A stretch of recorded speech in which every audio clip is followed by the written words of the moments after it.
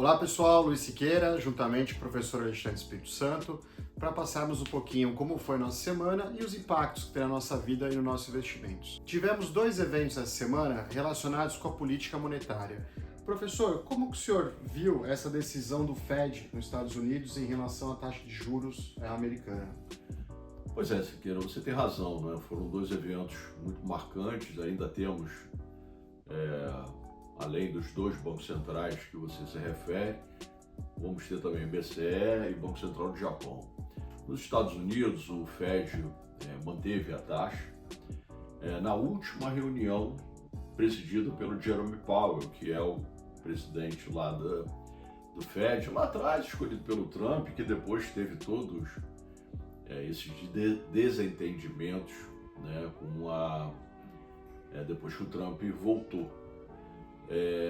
O que me preocupa muito, Siqueira, é que toda essa questão da política monetária no mundo hoje está umbilicalmente ligada à questão do preço do barril do petróleo por conta da guerra no Oriente Médio.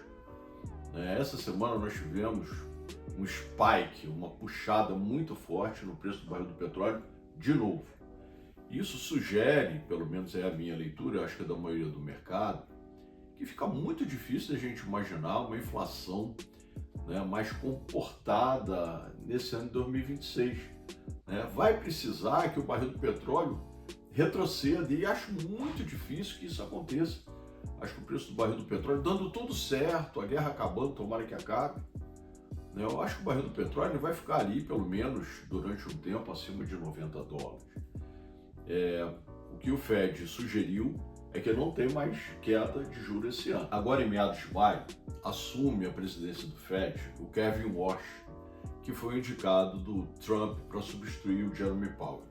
Ele foi sabatinado recentemente pelo Senado americano e ele fez diversas sugestões, né, de mudanças em relação à postura do Fed comparativamente ao que ele vem fazendo.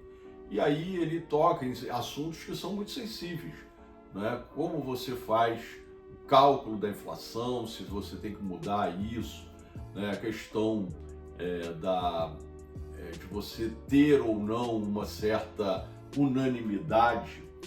Banco Central, todo mundo gosta que o que seja decidido seja unânime. Ele diz que não necessariamente. Isso é um problema e ele vem sugerindo essa mudança.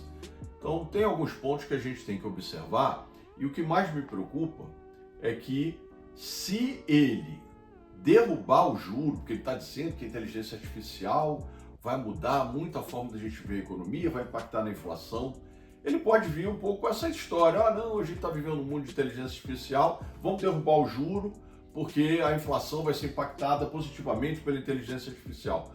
Pode passar, Siqueira, uma sensação de que ele está usando de expediente para acabar fazendo aquilo que o Trump está querendo, que é derrubar o juro.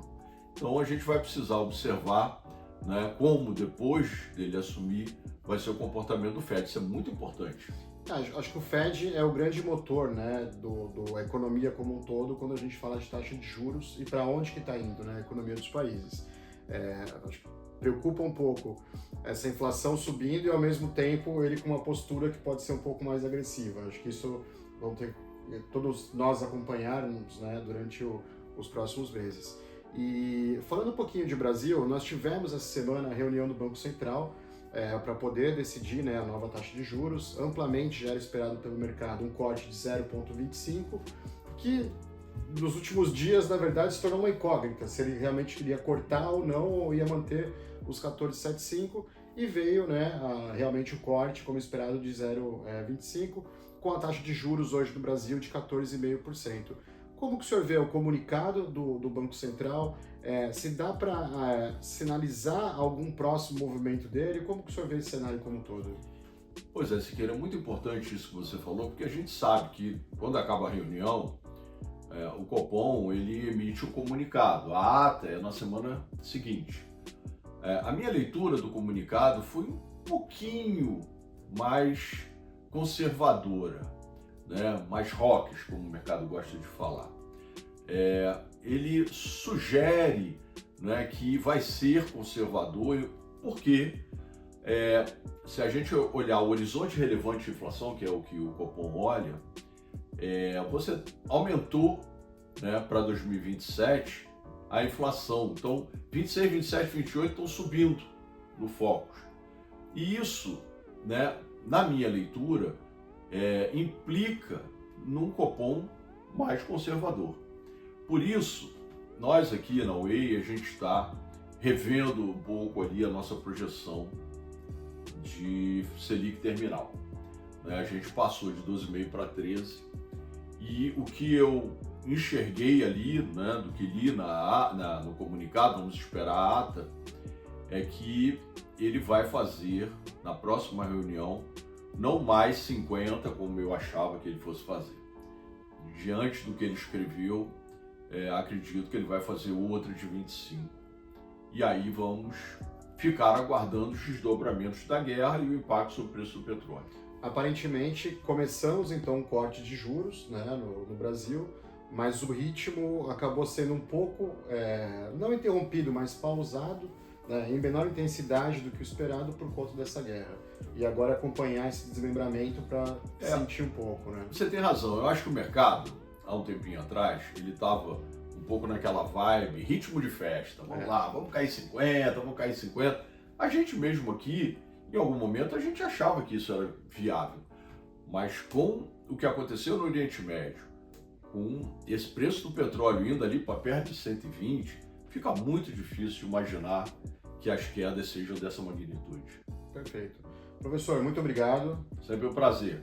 Bom Bom feriado aí, pessoal.